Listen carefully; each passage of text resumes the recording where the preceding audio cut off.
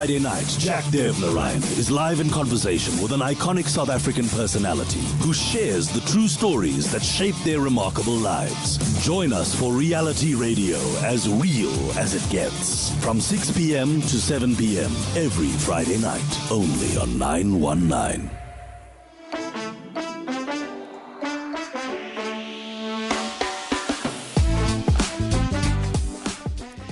Hey everyone, happy Friday. You're listening to 919. My name is Jack Devnarine and this is Reality Radio.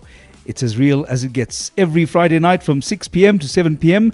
where we have a guest live in studio telling us the stories that shaped their lives. Tonight, my dear friend Joanne Joseph, it's so good to see you and to interview you because I'm returning the favor basically. Thank Joanne, author, newscaster, broadcaster, journalist, and my friend. How nice to see you here. Thank you. Thank you. Thank you so much for having me, Jack. So exciting to receive this invitation from you. Oh, and I brought you a gift, actually. Really? And this is a very long Come on. overdue gift. So I'm not book. a great friend. It's the book. It's the book. This is beautiful. Thank you. Depending on how our interview goes, yes. I will autograph it accordingly. I demand an inscription. You'll get one. I love that. Joanne Joseph, author of Children of Sugarcane. This is something we're going to unpack in today's interview because this is a huge part of your life. It is. It has been for the last 10 years. Well, maybe let's start with this then. Hey. Yeah, why not? I suppose start here and work our way back. Yes. Yeah. Yes. Although Children of Sugarcane does start way back. It does. Way, way back. It starts in the 19th century. Right. I wasn't there for that part. I'm not actually that old. Are you Yeah. Okay, so a journalist who's reporting on stuff where you weren't actually there. Okay. I have a good reason. But yeah, it started with my great-grandmother. I see. So this as traces... with so many of our ancestors. It goes back to her story? Are you telling her story? Well, I wanted to tell her story at the beginning, but it didn't work out that way because there was just not enough about her in the archive. Yeah. I did actually manage to trace her in the archive. Incredible. It was incredible, trolling through just pages and pages and pages of digitized information about these just over 152,000 Indians who came to South Africa between 1860 and 1911 as indentured laborers to work on the sugarcane plantations, the Natal government railways, the mines, in domestic homes, all sorts of commercial spaces. And, this was going to be a story of how and why my great-grandmother, Ardha Lakshmi Velanaikan, came. And I found a trace of her and her siblings in the archive. They'd arrived on a ship called the Laurel Madras in the 1880s. And, she'd worked on the railways together with her very young siblings. She was all of 21 when she came, Jack. So the fact that she'd left her parents behind probably meant that something very catastrophic had happened in India. And they were forced to flee. And so I think that's how she ended up in what was to become South Africa a few decades later. Do you describe that in your book, though, what might have happened in India? Or have you researched what might have taken place that led to them making the journey? Yes, because eventually I ended up fictionalizing the story. Okay. And it was simply because there wasn't enough information about her, but there was a great deal of information written by mostly our wonderful academics in this country, historians, sociologists, and the like, about Indian indenture. And I was able to draw on a receptacle of a number of women's stories primarily that I sort of wove into the story of their time in India. My protagonist begins in India. It was really important, by the way, to begin in India at that point where she had a life, she had a family. She wasn't just, her life did not begin as an indentured laborer. Of course. Right? So it was important to provide that background and the background of why she would have left. She leaves, my protagonist Shanti leaves for personal reasons, but it's against the backdrop of an India where tens of thousands of people are fleeing because there's a series of droughts and famines, and it's exacerbated by the British system of commerce, society, and so forth that has essentially upended their lives and made it untenable for them to stay in their home. And then you describe something about her, the conditions that she was forced to live in coming to South Africa. And, I also went through some of the recording that you had sent me. It was so touching because she was describing in such detail her resignation she's resigned to her fate almost, and she knows that even though the end is inevitable, she's going to keep herself, her identity. She's fighting to keep her memories. That was so powerful, and because you placed yourself in that situation, didn't you? Yeah, I think you eventually, when the characters have been living for 9 years in your head, Yeah. you start, well, you know exactly the drill here. Yeah.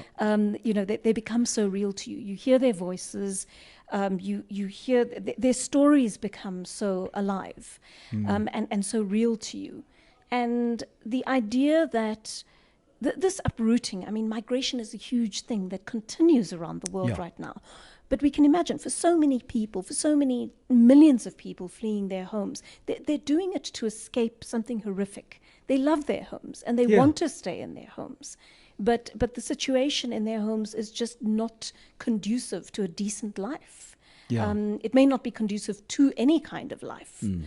So, many of them are forced to flee. And what do they leave behind? I mean, they leave behind the motherland, they leave behind memories, they leave behind relatives, but formative events and people who have Yeah. shaped them. All of those things are just left behind.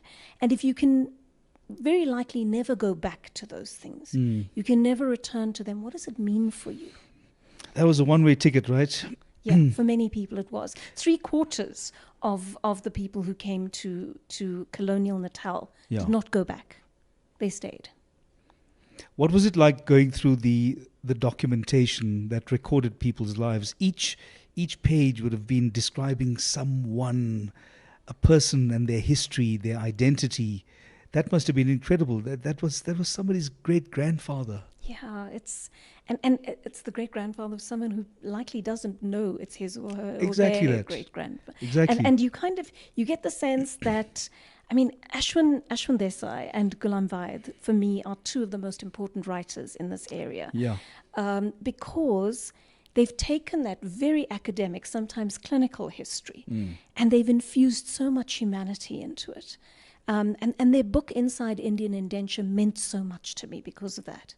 Because they took the stories of individuals, and these are just snippets of their lives, because Yeah. the archive lacks autoethnography in the sense that you've got all the wonderful British bureaucratic records that give you an idea of the facts around people's lives, the cold, hard facts, how old they were, what Yeah. race they were, Yeah. what caste they were, for example.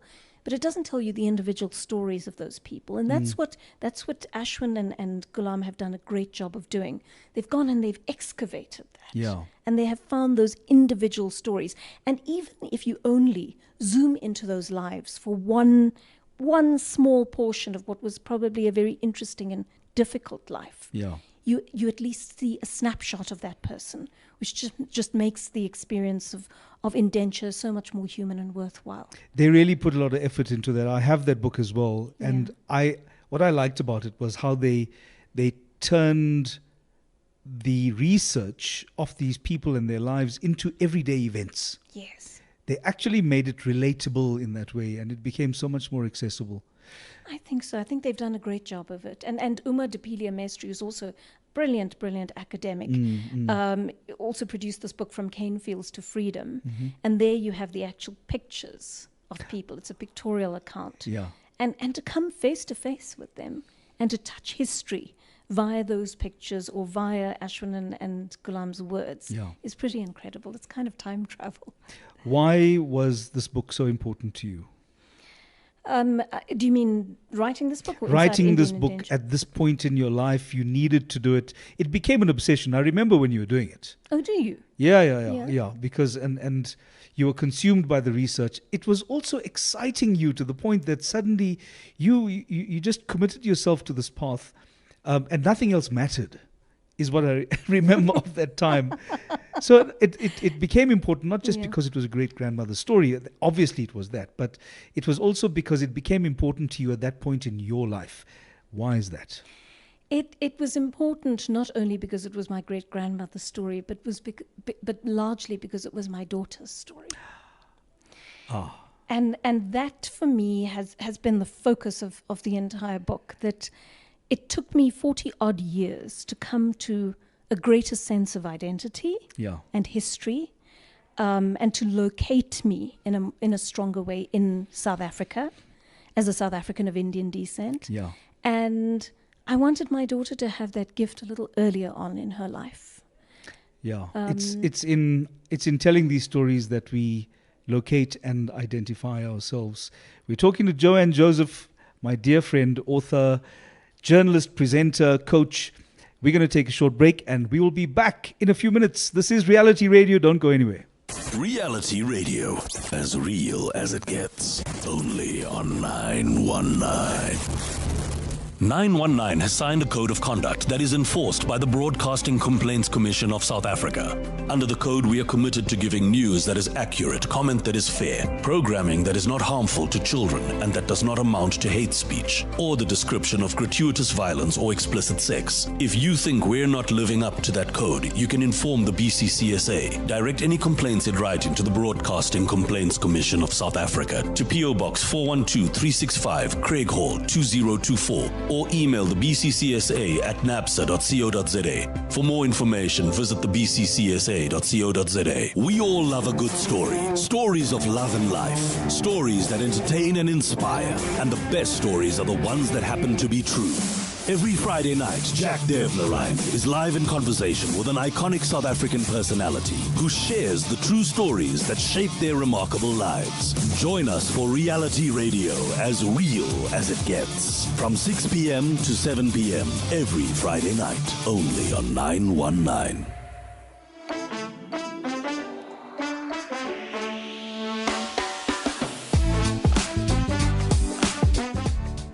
And we're back, Reality Radio on a Friday night with me, Jack Devnerine, and in studio, our guest, my dear friend Joanne Joseph. Radio or TV, what do you prefer? It's a difficult question to answer. That's why you're here. I know, but I told you, no hard questions. Oh, right. And you just keep doing that. Okay, I'll try to give you a nuanced answer to that. I love the complexity of TV. Yes. Right? Yes. As you know, there are just so many elements to it. And in order for a production to come together, for each of those layers to be sufficiently served and served well is a beautiful challenge. Yeah. So I love that. That's what I miss about TV, that extra complexity of, okay, you've got the visual as well. What are you going to do with that to make it enticing? And then radio, quite different. I mean, for me, radio was also a leap a little bit more into myself. Okay. Because there was less distance between the listener and me. Yeah. And I was also able to explore sides of myself and take the listener along that journey and help them explore sides of themselves or areas of interest and curiosity that they'd not explored before. And I think they both serve different parts of one's personality and one's skill set. Fair point. So it's actually difficult for me to say, Jack, which I love more. Yeah, no, I completely get that. It's like asking me, do you prefer TV or film? Yes. And I always say, what a stupid question. At least I said your question was complex, not stupid. No, I had to challenge you on that simply because I understand what you're saying, and there's so much that goes into both. It feels as if on TV, technically, you've got to be working a little bit harder on your awareness about where are my hands, what are my eyes doing, am I looking at the right, screen, am I doing the transitions in the right way. Radio, and let's be clear, this is my very first exposure to radio on this side of the interviewer's chair. So for me, I understand what you're saying when you say you had more feedback. Yeah. Because radio allows for that, right? Absolutely. So that becomes more accessible. You're listening to people and you're taking them on that journey. Yeah, and you're also learning from them. Right. There's that huge cross-pollination of ideas. Yeah. Because you do go in with your kind of preconceived ideas or your perceptions of things, but what's really important is that feedback from your listeners has to keep you evolving as a presenter. Because you're doing the same level of research for both, right? Yes, yes, definitely. Yeah. You definitely are. The radio show, it's a little bit different in that television news has a very clear cut kind of definition of how it's done. It's a very clear genre. We rarely break out of that. But having conversations with people on air is different. It is unpredictable. It is quite a lot of it is unscripted. Yes. You script to death, believe me, but Yes. it never works out the way you intended. And that's some of the beauty of it, you know? Yeah, yeah. I loved listening to your show because as much as I could understand, I could see what you'd stated up front, right? In your first 10 minutes, you'd know exactly where the show is going to go. Yeah. And by the time you open the lines, there are things that take you by surprise. Yes. For me, the fun part was listening to you pull things back together. Even if you were surprised yourself. I mean, there were times I remembered somebody would call in trying to make a point, but inadvertently revealing some raging racism within them. Yeah. That makes it just sucks the breath out of you, thinking, how did you even get here? And now you've got to try and maintain your composure, keep it together, focus on the point, and keep the show going. Otherwise, you could very easily be distracted by that, right? You could. And sometimes you allow yourself to be if it constitutes good radio. Ah, so you'd go there. I would go there. And I had a love that. wonderful producer, my senior producer, Kenyowe Sibola, always mention her by name because she's a gem. Yeah. And we worked beautifully together because she understood that if that was a learning moment for all of us, we ought to take it, grab it with both hands. So I once had someone call in and say something extremely homophobic. Right.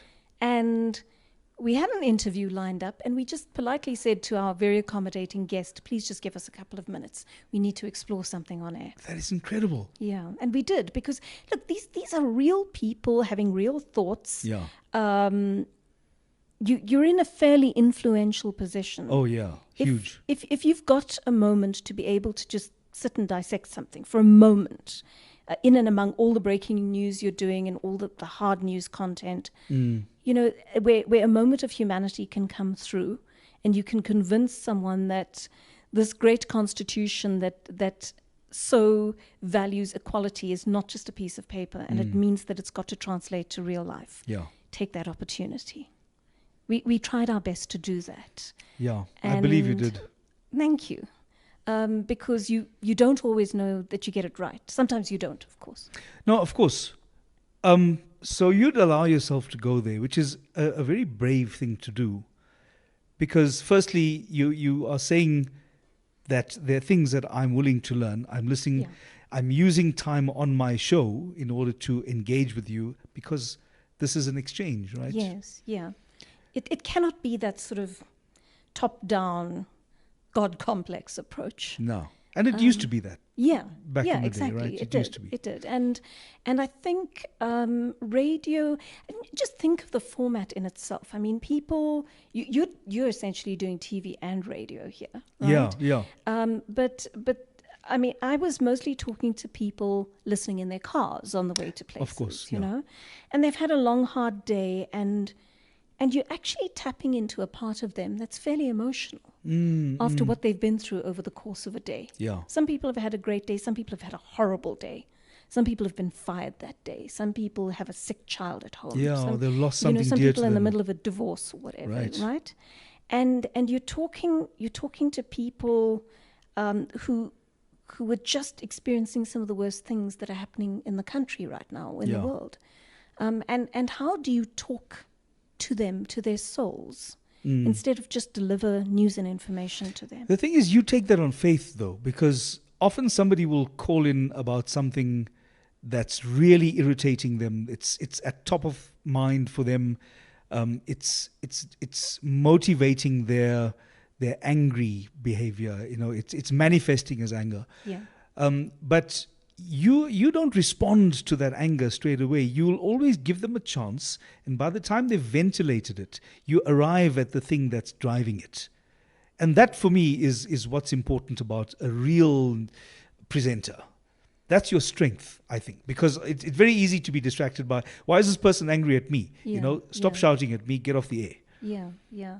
Well, I perceive that as a weakness of mine rather than a strength, because I had to work really hard to become the person who didn't get angry. Really? Yeah. And the way you do that is, well, you work on yourself all the time. You learn to listen better. Yeah. And you have a programming manager who holds you into his office and Okay. does so he does, these snoop sessions where they're constantly listening to you. Yeah. They're listening out for your strengths and your weaknesses.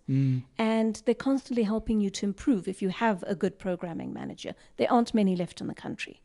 So Sadly. give us your top 5. So, well, I'll mention the gentleman I worked with who was really fantastic. Yeah. Alistair Teeling Smith.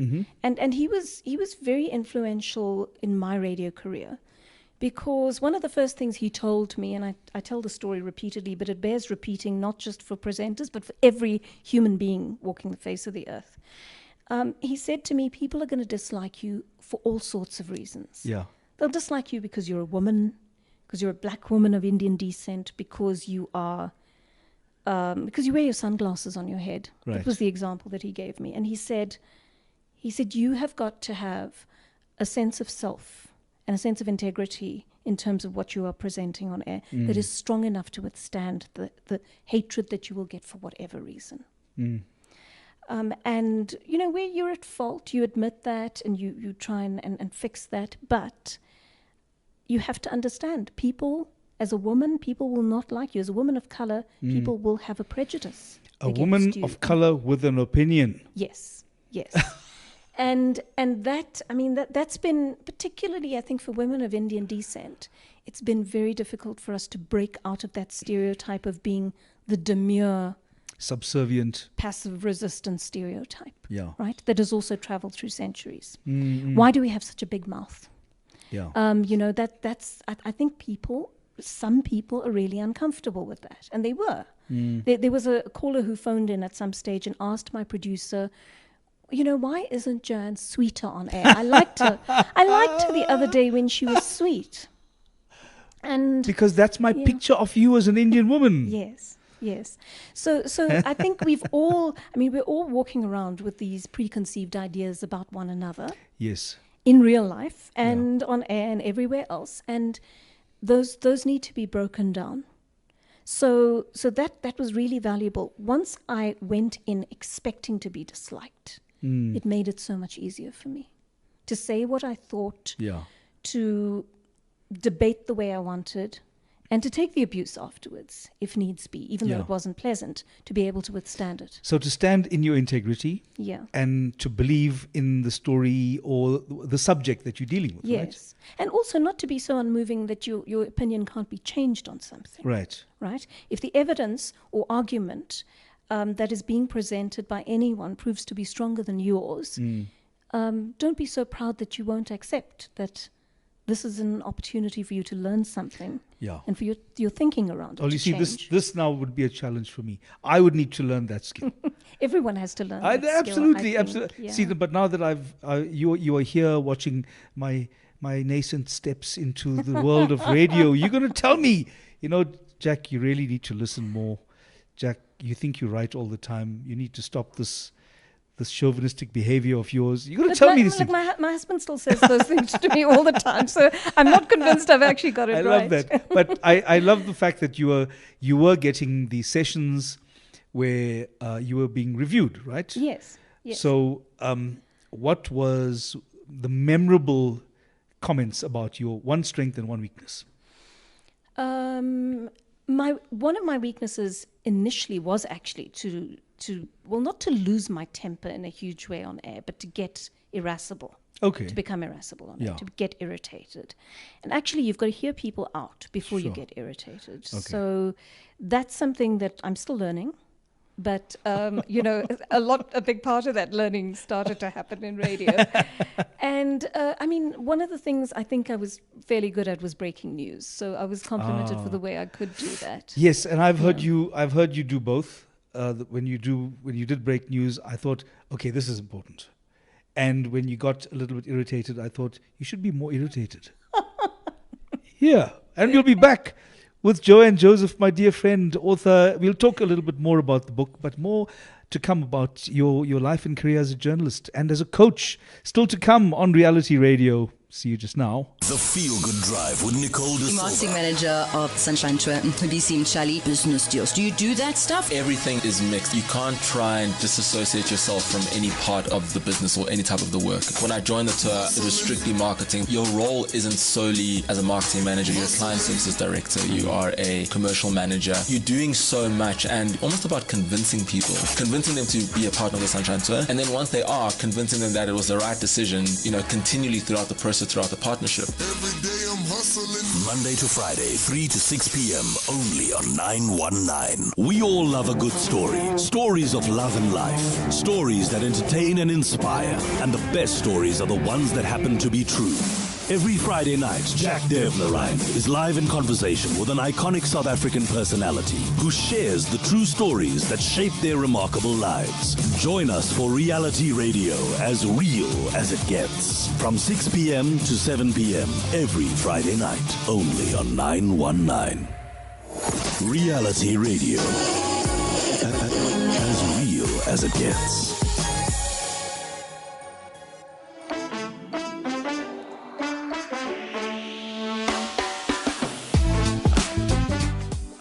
It's Reality Radio every Friday night on 919 from 6 p.m. to 7 p.m. And we're talking about the remarkable stories that shape people's lives tonight with Joanne Joseph. And there's so much that you're doing. I mean, obviously there was the research and then there was the book.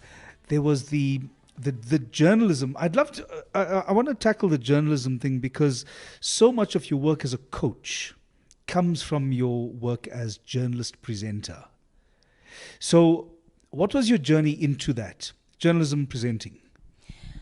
It was purely opportunistic, hey, Jack. Really? I didn't even study journalism. Didn't you? No, I didn't. I studied drama and film and English, and then I studied literature.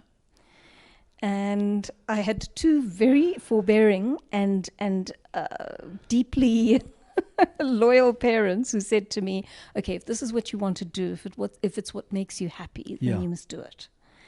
And it was because I was able to do what I loved that I kind of fell into the right thing, I think.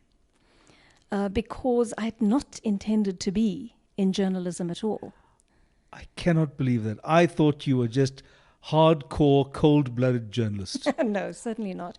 And that's why, I mean, I've worked as a journalist for so many years.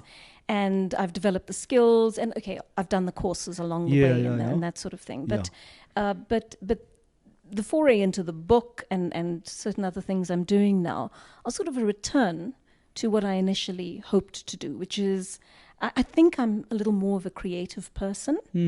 And I've slowly started to re-explore that side of myself. I love that. So you're actually going back to the heart of you. Yeah, I think so. Very slowly. It's taking me time. I'm still very much caught up in the world of news and communications and that kind of thing, and media. But I do love media as well. It's been a wonderful opportunity. It's given me a good life. I found a husband in the industry, which I didn't intend to do either. Imagined myself to be happily single for a lot longer, and then really liked my bulletin editor at SABC and thought, okay, I think I'll keep him. But it's really given me a fantastic, an exciting life. Yeah. And a sometimes unpredictable life, which I love. Which you love. Yeah. And as an artist, as a creative, that's one thing that's just simply going to be the guiding principle of your life, is not to expect anything because it's entirely unpredictable. Living and working as a freelancer means that there's no 9 to 5 to structure your day or your life or your career. No. It's whatever you make of it. Exactly. Sometimes work starts at 5 o'clock in the evening and finishes at 6 o'clock the following morning, depending on what you're doing and what's required of you. But I really love that sense of unpredictability. It's strange because I'm an A-type personality. I'm a huge short-term planner, long-term planner, a major strategist in my own life. Yeah. But on the whole, I mean, I don't want to really know from 1 month to another what I'm going to be doing. Not always. Yeah. I want to get a call from you and say, let's do a radio show. I want to, I want to get a call from someone and say, okay, could you do some media training for me? Yeah. And the following week, I want to get a call from someone saying, will you do a corporate video for me? So it's the variety, really, that makes work so interesting for me. Let's talk about that media training. Who are your clients and what do you teach them? Many of them are corporate clients, Yeah. but some of them are from non-governmental organizations, activists, and so on. Yeah. And they're people who, some of them from government as well. And essentially, they're people who need to learn how to communicate with the public via the media. It's a fine line that you have to walk as a journalist, because you're not in any way supporting the idea that they get the right to go out there and be spin doctors. You're teaching them honesty and integrity in front of the nation. Right.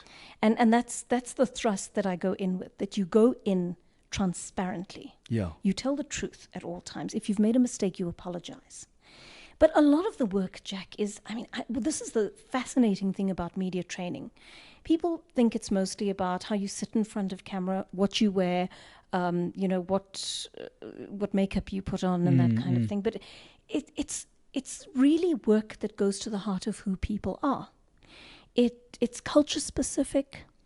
It goes so deeply into people's upbringing, their life experiences. Yeah. All of those, as you know, play out in the way they communicate with other human beings and how they present themselves to the world. And often when you are training people, even the top, but particularly with the top executives, you start to unpack things that they've been holding and carrying for a very long time. So personal things that have happened, that have wounded them in some way or the other, held them back. Imposter syndrome among many black people in particular, and women that you train. Psychophysical blocks that prevent, natural speech and forms of expression because you've grown up in a religion or a very gendered home where you haven't been given a voice. All of these really interesting things come through. What do you do at that point? I mean, it depends on how debilitating it is. Yes. Do you end up referring them for professional counseling or anything, or do you have methods to work through that? There are methods to work through that. I mean, most of it is making them aware of it and in as gentle a way as possible, first of all. Yeah. Many of these people are quite high-powered individuals Yeah. who need to go back into their role and do another day's work efficiently the next day. Sure. So you don't break them down. They become vulnerable, though. They become very vulnerable Okay. in the moment, and you respect the fact that they allow that vulnerability to Right. come forward. But it makes them much better communicators, Jack.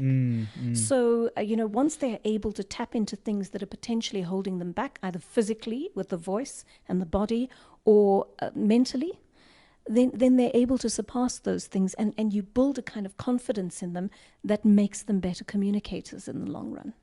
That's incredible. It's a very privileged thing to do, isn't it? Because this person is allowing you a window into their lives, into their world, into their inner world. Yes. And you're drawing on that in order to make them better communicators. Yes. And it's a strange thing because communication is not prized in this country as an extremely important part of anyone's leadership role. In the States, for example, it's very common for people who are being groomed for leadership roles to be trained as communicators. Yeah. Not so in our country. Yeah. So you get into a very senior role at an organization, and then all of a sudden you're asked to speak in front of people, and you've not really done it before. And so to be a leader of a certain caliber, to be respected by your people, to have your intellect so deeply respected that you've been promoted into a high position, but not to be able to communicate with your people can really hold you back. Do you find there's a correlation between the way in which a person communicates and their intellect, or can that be a misleading one? That's a very tricky question. Some people are great communicators because they've got the gift of the gab. Right, exactly, Right? yeah. But they're not always honest communicators. Yeah. They're not always authentic communicators. And sometimes you'll find that the people who probably technically are among the most flawed communicators are so authentic at times and so real that you can simply disregard the technical aspects because they're truthful, honest people. Yeah. And you somehow, you connect very much with the core of those people as speakers. Yeah, and you I suppose you learn to appreciate their uniqueness, even if it might come across as some kind of an obstacle to speech and communication the way we know it. Yes. It may not be polished, but if you believe them, Yeah. that's the thing that you want in a communicator, right? Yes, yes. And that goes back to my years of drama school at Wits, and also at school I was very privileged to have Kenlyn Sutherland as my drama teacher. And the people from whom I learnt that, or the craft of using one's voice and that sort of thing, were people who believed that it was not necessary to have elocution, for example, because it removed markers of identity from your speech. And so it's actually lovely to hear people's origins, the language groups they come from, the particular types of phrasing that come from that, little cultural quirks in the way people speak, based on their authentic selves and who they actually are in terms of their identity. And I think removing those can sometimes be a problem because you sanitize people's speech that way. Right? And then you don't want to do standardize that. everything, don't you? Exactly. You don't want to do that, especially in a country like ours. We've got a wide range of accents and language groups and so on. You want to keep some of those things. And you can for the kind of place authenticity people of it. and you have an idea of where they come from based on how they speak. Exactly. So I love that. I love that about our country. Yeah. And that's why I love training people in this country, because actually their quirks are so endearing. Yes, so you want to work with those quirks, don't you? Yes, you do. And you want to make them work. Yeah. When I was coming through the industry, I was trying very hard not to sound that you could place me anywhere because of my I wanted to create an accent and simultaneously create a character that you wouldn't necessarily know, okay, this guy is a Durban actor from who grew up in the 70s and 80s in a certain reality. I realize I can only remove myself from that to an extent. Yes. And the rest of it is worth keeping. Absolutely, because I was going to ask, why would you want to? Yeah, well, in the same for the very same reason I call myself Jack. Yes. It's a nickname, not my real name. Yeah. But it's about Jack because I know that people will remember it. It's a nickname. See, Mtaba is looking at me thinking like, who are you? I don't know you anymore. It's my very dear uncle Jackie, who was my role model in everything. I just used to follow him around, and I used to be his runaround kid. And so he was Uncle Jackie and I was Jack. Oh wow. And that name stuck, and it stayed in the industry as as my as a nickname, and it worked because people didn't have to work out the pronunciation. Yes. It's simple enough that people will just use it. So in the same way, I thought I need to kind of sound in a way that isn't going to leave you wondering who this person is or what this character is. I wanted to standardize it to the point where I could fit into any character. Yes. Because the last thing I wanted, and I think it's the same for you, you do not want to be known as an Indian anything. No. I mean, why would you? Exactly. You want to be known as South African. South African. Definitely. And you want to be known as well, to me, I still kind of embrace the Steve Biko Black consciousness philosophy. So I want to be known as a Black South African of Indian descent. Right. It's important to me, right? Yeah.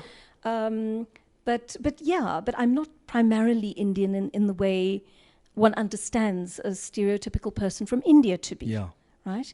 India is, our connection to India as people of Indian descent is hugely interesting. I think it also depends on what part of the Indian community you come from. People imagine us to be a very homogenous community. Yeah. We're not. We're extremely heterogeneous. But also, So I have friends whose families regularly go to India, right? And they feel at home in India and they speak the language. Yes. And every time there's a wedding, they'll go and do their shopping there and so on. It's been a bit different for my family. And it's not that I disrespect my Indian heritage. I'm quite proud of it, in fact. But I don't have the same type of connection to India. India's a satellite in my life. That's right. When did you visit last? I haven't been to India. I haven't been to India either. So is there something wrong with us, Jack? Because someone... that's just the fact of it. We just a minute to go before we take our next break. I wanted to ask you very quickly, how many people from your drama group at WITS are in the media today? Oh gosh, that's a very good question. I think about 10. That many. That's a good thing. Yeah, it is a good thing. It is a good thing. It's but they were a very talented class, and I'm still surprised that so few actually made it. That's a worry for me, because I remember at UKZN when I was going through, my 2 years of drama there, Yeah.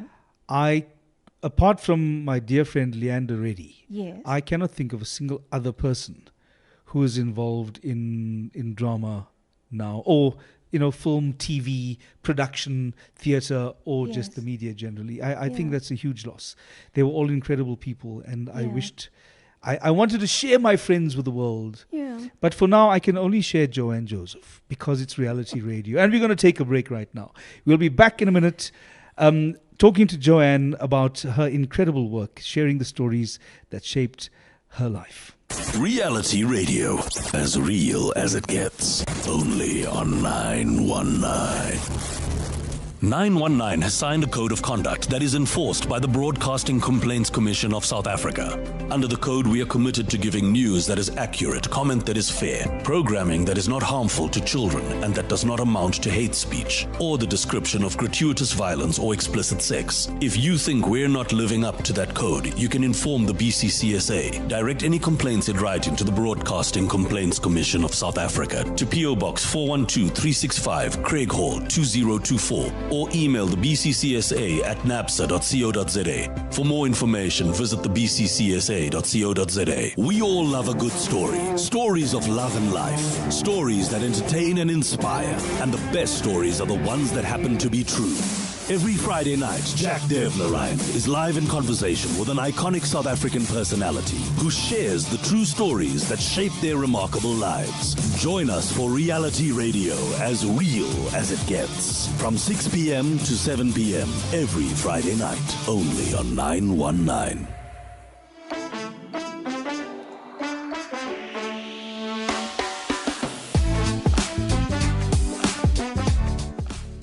It's 919. This is Reality Radio on a Friday night with me, Jack Devnerine, and in studio, Joanne Joseph, my dear friend. It's the stories you have and the life you have is just so remarkable. I look at it in awe, and I just think, I'm so glad you are you. Thank you, Jack. I don't always see my life that way. I mean, Yeah. the things I'm really grateful for are my family, the Yeah. fact that people have afforded me the chance to have a good career, because people have to believe in you in the industry. You just don't go any further unless somebody is invested in you. And I've had a few people along the way who've done that for me. Is it an extraordinary life? I'm not sure. It's definitely different to what I imagined it to be. I imagined myself as kind of lecturer teaching Oh, is it? teaching literature at university or something like that. But yeah, If you were to visit India, and I know you will at some point. yes, I will. What would take you there? Why would you go? I have a very good reason for wanting to go. Yeah. I don't know if you've ever worked with Magansri Pillay, who is quite an amazing director, and she's, we're talking about the possibility. Yes, I've worked with her. Yes, Yes. I've known her since since university days. Yes. Actually, So she spoke of you the other day. Okay, good. She remembers too. Then, okay. We're talking about the possibility of actually doing a documentary on indenture. Oh, Because we both feel that it's just an issue that hasn't been widely explored in the country and still needs just a little bit more exploration in a different medium that's a bit more accessible to people than perhaps a book. when I first met you, I thought you should be an actress. Really? Just straight up there, I just thought, wow, you need to be acting. Is what I thought. But then you were absolutely so convincing as a journalist. I wasn't going to question that, but. But now, maybe I was just acting. yes, but that's how I do it. I find myself in the most insane position sometimes. I'm asked to give a presentation or a talk at some place, and I have a different version of an imposter syndrome. Yeah. I just simply take it as I'm playing the role of, Right. And- That's a good way of thinking of it. and then it makes sense to me, Yeah. because being an actor allows you to create the fantasy of the role. Yes, yes. And that role can then empower you to do anything. So that's really interesting because I've never thought of it that way. I mean, I have often found myself in a situation where I know that I do act at times. I mean, there are times when journalism does require that, or when presenting requires that. And you're primarily doing it when everything behind the scenes is chaos. It descends into chaos some days. Yes. And tapes don't play and things are not ready to go to air. I mean, you go on there and you start the show. I mean, you mentioned at the beginning of the show sounds as though it's all sketched out. It is never finished by the time you go to air. Is it right? never finished? It's never finished. Oh, wow. So there's always part of it that is still hanging in the air. And it's always a kind of evolving, developing beast while you're on air. Yeah. So a lot of the time you're pretending that you're calm. That's mostly what you do. That's the sort of the largest form of acting that you do, the most common form, I should say, because you know, a large percentage of what the viewers don't hear on air is the things that go wrong. And you're pretending to be calm when things go wrong. You're pretending that you know where you're going next. You're pretending that your link is up and your reporter's there when you know he's not. You know, so I've done a little bit of acting in answer to you. But it's amazing though, because you are presenting a face. This is a veneer of perfect control, and your listeners take that for granted, right? Because that's what you're telling them. Yeah. In a sense, though, and this happens a lot when I MC. Regardless of what goes wrong, if your audience believe you, and if you're upfront and transparent with them, they will forgive you anything. Yes, they do actually. They do. Yeah. They'll understand if you say to them, "This has just happened. It's unbelievable. It's crazy. Despite our very comprehensive and detailed plans, this has still gone wrong. It's fallen down, but we're here to pick it up." Yeah. People will absolutely give you that time because they know that you're being straightforward with them and upfront. Yeah, and let's face it, the media has changed. Broadcasting has changed radically in the last 30 years in this country. So remember the days when we all sat down for the 8 o'clock bulletin, which was a complete institution on SABC. Oh, yeah. And that was the one bulletin of the day. I mean, they started off with a weekly bulletin. It's so hard to believe. But in the 70s, they were doing one bulletin a week. And we've gone from that to 24-hour news. And it is impossible that nothing will go wrong in the space of 24 hours. Yeah, there's far too much happening. Yeah. And we all knew it was 8 o'clock because my dad would always make the TV louder. Yes. Because this is somehow going to help him to absorb the news better. Yes. And they kind of expected you to be there. It was a thing. It was Yes, like it was going a to thing. church, you know. I'm Be afraid. there at 8 o'clock. I'm afraid I've become my dad now. You know, because I try to explain to my kids why this is important. You need to follow the story. I tell them, and they would look at me and wonder if I've just gone mad. And I realize that I am where my dad was, and my kids are where I was, and they don't care because they've got important things going on in their lives, right? Yeah, and on TikTok. And on TikTok. How yes, just talk about social media a bit. How has that impacted your work as a journalist? I think, well, it hasn't had a radical impact on my work personally. Okay. Because I simply don't participate much. Okay. And it's a choice that I've made because I chose to be on air because I felt, well, I have something to say when I'm on air. When I'm not, I don't always have much important stuff to say. Sometimes it's okay to shut up and for people not to know what you ate for breakfast every day, or you know, I do draw that line between my private life and my public life. There are some things that I will share that I really want to get out there on social media, but most of the time I'm quite quiet on social media. And Eusebius McKaiser and I, who's one of my best friends, as you know, and we used to have constant conversations and laughs about this because he loved social media and he lived part of his life on social media. Oh yeah, no, he used to stoke fires all over the place. Exactly. He was wonderful. But he was very clever in that he used social media as a tool once he left radio to keep doing what he was doing. Right. I've not seen the need to do that, Jack. if an opportunity arises for me to be in the public domain again, where I'm asked to give my opinions, I will.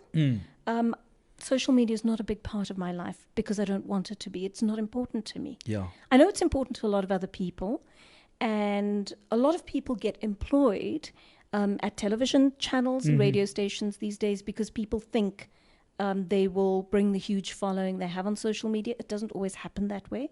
It works for some, and it doesn't work for others. But I think that, when I have something to say, I will. Social media is not the first place I go to do that. So it's an necessarily. option. For me, it's an option. And Yeah. I have to say, I don't think it's hurt my career in any way. People have Good. respected my choice to be a private person most of the time. Yeah, yeah. And I think you actually place a premium on your presence then, because when you pitch up, you pitch up.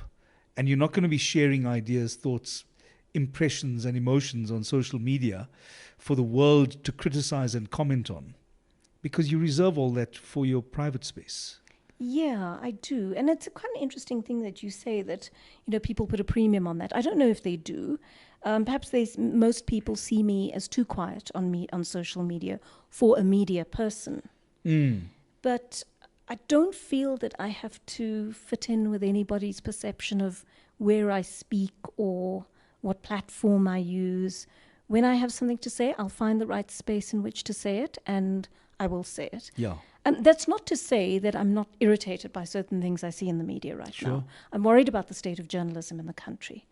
What worries you? Well, the juniorization of newsrooms Okay, is yeah. a huge thing. And I'm worried that we're not getting the analysis that we need. And it has a material effect, particularly in election years and so forth. But I feel that when the time arises, if the time arises again for me to be in those spaces, then I will bring my skill set back to those spaces. And do the best Do you I miss in any way this whole election cycle now, all the electioneering, the vote canvassing, the manifesto launches? I'm a bit tired of it, you know. Yeah. I've done so many elections, as have many other people who've worked in the media for a number of years. But I do miss the analysis. So I really enjoyed reading and preparing The for an critical election. analysis. Exactly. Oh, and yes. when you were at the ROC, at the results operations center in Okay. Pretoria, you would go live, the results would come in, you would immediately respond to it. And I loved the kind of atmosphere and the ambience in a place like that was so alive and electric. Yeah. With the future of the country hanging in the balance at that point. So there are moments like that I miss. I miss working with wonderful people in the industry who were so talented that we sparked on air. But I mean, if the opportunity arises, I'll do it again. But I will not put myself in the situation where I'm working in a situation where I feel we are under-resourced, the skill set is not there. It sets a presenter up for failure. And you also have to be so aware when there is some kind of a station bias or there is some kind of a commercial interest that's driving the agenda. Absolutely. Do you pick up on that quite quickly? Yes. I mean, I've got into trouble for it before where I've said really? something on air that would offend sponsors or, and I've had a senior member of management run Really? into the newsroom and say, "Oh, you've just made our lives very difficult." And my response to him was, "Well, that's why you earn the big money. You'll sort it out. Right? It's not my job. Right? It's my job to ask the questions and get the answers. Yeah.